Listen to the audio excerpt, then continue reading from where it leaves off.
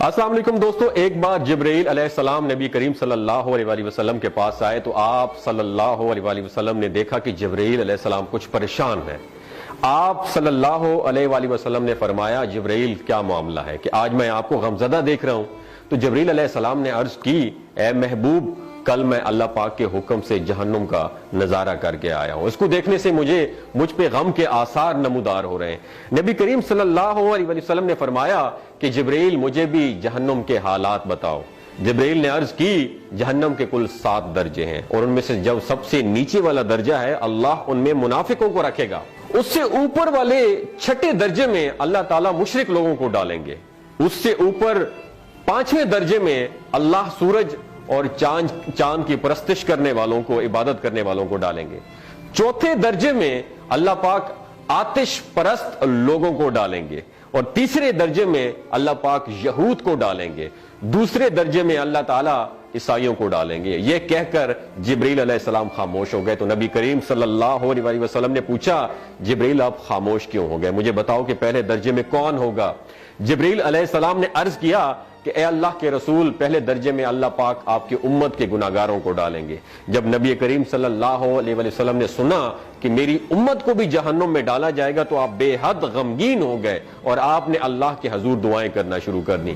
3 دن ایسے گزرے کہ اللہ کے محبوب مسجد میں نماز پڑھنے کے لیے تشریف لاتے، نماز پڑھ کر حجرے میں تشریف لے جاتے اور دروازہ بند کر کے اللہ کے حضور رو رو کا دعائیں فرماتے۔ صحابہ حیران تھے کہ نبی کریم صلی اللہ علیہ وآلہ وسلم پر یہ کیفیت کیسے طاری ہوئی ہے، مسجد سے حجرے جاتے ہیں، گھر بھی تشریف لے کر نہیں جا رہے۔ جب تیسرا دن ہوا تو سیدنا ابو بکر صدیق رضی اللہ تعالیٰ عنہ سے رہا نہیں گیا، وہ دروازے پر آئے اور دستک دی اور سلام کیا، لیکن سلام کا جواب نہیں آیا۔ آپ روتے ہوئے سیدنا عمر رضی اللہ تعالیٰ عنہ کے پاس آئے اور فرمایا کہ میں نے سلام کیا لیکن سلام کا جواب نہیں پایا، لہٰذا آپ جائیں، ہو سکتا ہے آپ کو سلام کا جواب مل جائے۔ آپ گئے تو آپ نے 3 مرتبہ سلام کیا لیکن سلام کا جواب نہ آیا۔ حضرت عمر رضی اللہ تعالیٰ عنہ نے سلمان فارسی کو بھیجا لیکن پھر بھی سلام کا جواب نہیں آیا۔ حضرت سلمان فارسی نے واقعے کا تذکرہ حضرت علی رضی اللہ تعالیٰ عنہ سے فرمایا۔ انہوں نے سوچا کہ جب اتنے عظیم شخصیت کو سلام کا جواب نہیں ملا تو مجھے بھی خود نہیں جانا چاہیے، بلکہ مجھے ان کی نور نظر بیٹی حضرت فاطمہ رضی اللہ تعالیٰ عنہا انہیں اندر بھیجنا چاہیے۔ لہٰذا آپ نے حضرت فاطمہ رضی اللہ تعالیٰ عنہا کو سب احوال بتا دیا۔ آپ حجرے کے دروازے پر آئیں، ابا جان السلام علیکم، بیٹی کی آواز سن کر محبوب کائنات اٹھے، دروازہ کھولا اور سلام کا جواب دیا۔ ابا جان یہ آپ پر کیا کیفیت ہے کہ 3 دن سے آپ یہاں پہ تشریف فرما ہے؟ نبی کریم صلی اللہ علیہ وسلم نے فرمایا کہ جبرائیل نے مجھے آگاہ کیا ہے کہ میری امت بھی جہنم میں جائے گی۔ فاطمہ بیٹی، مجھے اپنی امت کے گناہگاروں کا غم کھائے جا رہا ہے اور میں اپنے مالک سے دعائیں کر رہا ہوں کہ اللہ ان کو معاف کر دے اور جہنم سے بری کر دے۔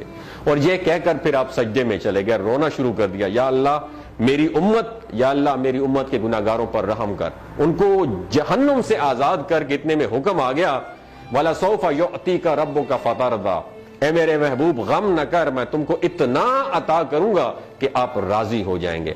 آپ خوشی سے کھل اٹھے اور فرمایا کہ لوگوں، اللہ نے مجھ سے وعدہ کر لیا ہے کہ روز قیامت مجھے میری امت کے معاملے میں خوب راضی کرے گا، اور میں اس وقت تک راضی نہیں ہوں گا جب تک میرا آخری امتی بھی جنت میں نہ چلا جائے۔ بولتے ہوئے آنکھوں سے آنسو آنا شروع ہو جاتے ہیں بندے کے، جب بندہ سوچتا ہے کہ ہمارا نبی صلی اللہ علیہ وسلم اتنا شفیق اور غم محسوس کرنے والا ہے اور بدلے میں ہم نے ان کو کیا دیا۔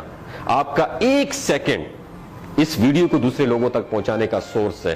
میری آپ سے عاجزانہ اپیل ہے کہ لا حاصل اور بے مقصد پوسٹیں ہم شیئر کرتے رہتے ہیں، لیکن آج اپنے نبی کی رحمت کا یہ پہلو کہیں ہم سے مس نہ ہو جائے۔